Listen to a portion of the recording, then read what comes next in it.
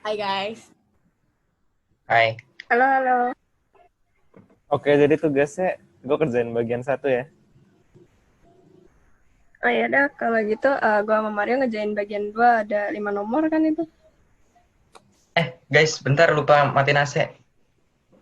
Lu gimana sih? Masih siang kok nyalain AC? Tahu tuh. AC. AC banyak tahu dampaknya ke lingkungan. Yuk kita lihat ini yuk. Pada zaman sekarang, pasti kita semua paling tidak punya AC dan kulkas di rumah. Kita mau melihat apa saja pengaruhnya terhadap bumi dan kelangsungan hidup kita semua. Pada permukaan bumi, ada yang namanya gas ozon. Namun, beruntunglah ada lapisan stratosfer. Lapisan ini yang melindungi kita dari sinar ultraviolet yang menyebabkan kanker kulit. Namun, jika lapisan ini berlubang, sinar radiasi ultraviolet bisa masuk secara langsung ke bumi. Tapi apa sih yang menyebabkan hal ini? Salah satu gas yang menyebabkan penipisan lapisan ozon dan mengakibatkan munculnya lubang-lubang pada lapisan ozon adalah gas CFC. Gas CFC ini sendiri bisa muncul dari penggunaan AC dan lemari es. Selain itu, gas CFC yang berasal dari lemari es dan AC juga menyebabkan efek rumah kaca di mana panas matahari terperangkap di dalam atmosfer dan tertahan sehingga panas tersebut tidak bisa keluar. Itulah mengapa beberapa tahun ini bumi terasa lebih panas karena suhunya meningkat secara global.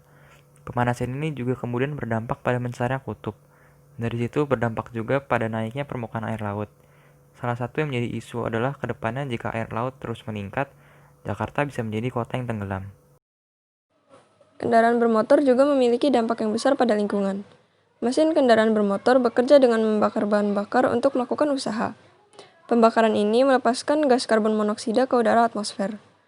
Polutan bahan bakar fosil, yaitu misalnya minyak bumi, batu bara, dan lain-lain, ditemukan dalam kadar tinggi dari knalpot mesin pembakaran internal, misalnya knalpot mobil. Kemudian juga pembakaran hutan secara massal yang menciptakan polusi udara yang parah dan sangat berbahaya. Tak lupa dari asap pembuangan dari pabrik yang kurang tepat. Semua hal ini kemudian menyebabkan hujan asam. Sebenarnya apa sih hujan asam itu? Hujan asam adalah hujan dengan pH air kurang dari 5,7. Hujan asam biasanya terjadi karena adanya peningkatan kadar asam nitrat dan sulfat dalam polusi udara. Hal ini biasanya terjadi karena peningkatan emisi sulfur dioksida dan nitrogen oksida di atmosfer.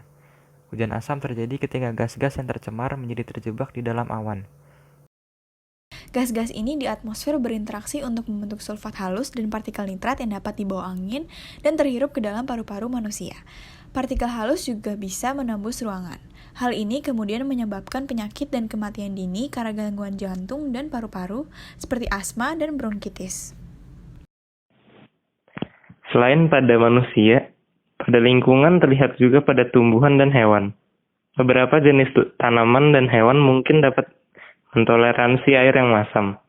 Namun, bagi tanaman dan hewan yang sensitif, spesies tanaman yang masih muda dapat mati akibat hujan asam.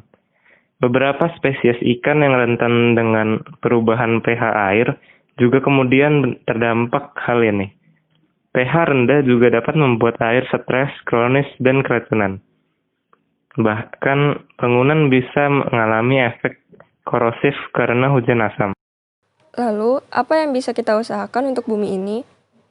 Kita bisa mulai dari hal-hal yang sederhana terlebih dahulu, seperti menghemat listrik dengan mematikan lampu dan juga alat elektronik yang sedang tidak digunakan, seperti mematikan AC, kipas angin, TV, dan microwave.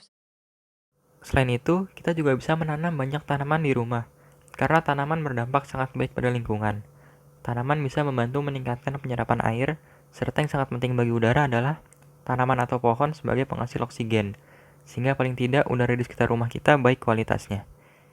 Kita juga bisa mengurangi penggunaan kendaraan bermotor dengan menggunakan sepeda atau jalan kaki untuk perjalanan dekat dan memanfaatkan transportasi umum untuk perjalanan yang lebih jauh. Namun, usaha ini akan semakin baik jika didukung oleh pemerintah. Apa saja yang bisa dioptimalkan oleh pemerintah? Pemerintah kini harus semakin memperbaiki transportasi umum yang kita punya demi mengurangi penggunaan kendaraan pribadi. Karena selama ini keluhan masyarakat akan hal ini adalah tentang kurang memenuhinya kebutuhan transportasi yang layak. Namun, perlahan hal ini telah diusahakan pemerintah. Kedua, pemerintah juga harus bisa memanfaatkan potensi energi baru terbarukan atau disingkat EBT yang sebenarnya melimpah di Indonesia, menggantikan energi fosil yang sifatnya tidak dapat diperbarui dan jumlahnya semakin sedikit. Nah, apa saja contoh energi terbarukan ini? Contoh dari energi terbarukan ini yang pertama terdapat energi panas bumi atau geothermal, yaitu berupa energi termal atau panas yang dihasilkan dan disimpan di dalam bumi. Energi panas bumi diyakini cukup ekonomis, berlimpah, berkelanjutan, dan ramah lingkungan. Namun, hal pemanfaatan energi ini belum maksimal karena masih terkendala jangkauan ke sumber panas bumi ini biasanya berada pada daerah terpencil. Kedua, ada energi biomasa. Ini adalah jenis energi terbarukan yang berasal dari bahan biologis yang terdapat pada organisme yang hidup atau belum lama mati.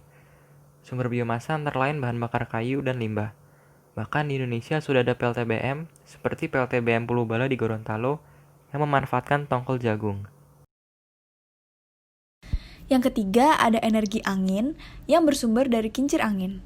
Energi mekanik yang dihasilkan oleh kincir angin dapat dimanfaatkan secara langsung maupun dikonversi untuk menjadi energi listrik.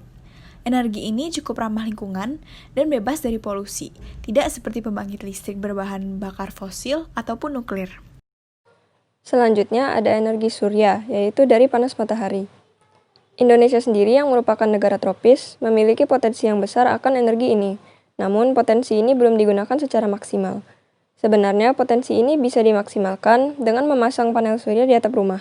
Menurut Rencana Umum Energi Nasional yang ditandatangani oleh Presiden Jokowi, terdapat peraturan yang mewajibkan 30% dari luas atap kantor pemerintah dan 25% luas atap perumahan mewah dipasangi panel surya, agar manfaatnya dapat ditingkatkan.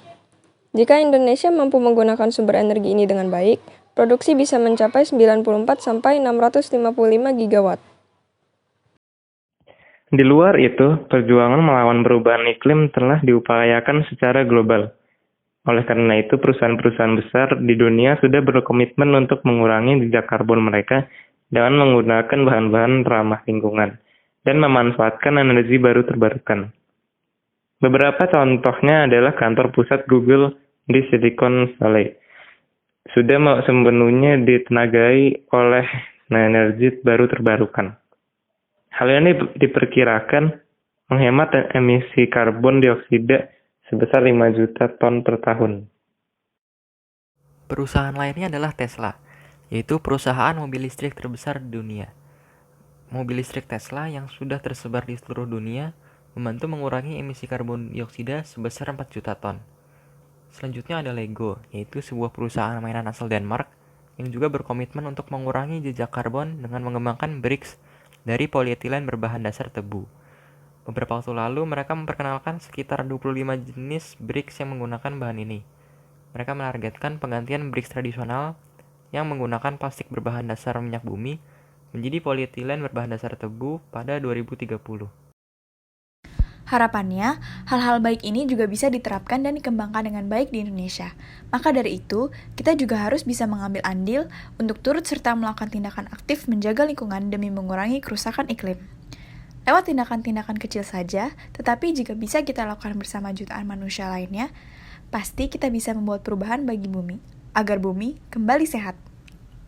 Jadi dampaknya parah juga ya. Iya ya. Kalau gitu mulai sekarang kita harus lebih hemat listrik. Ya udah, sekarang kita selesaiin tugas dulu, guys.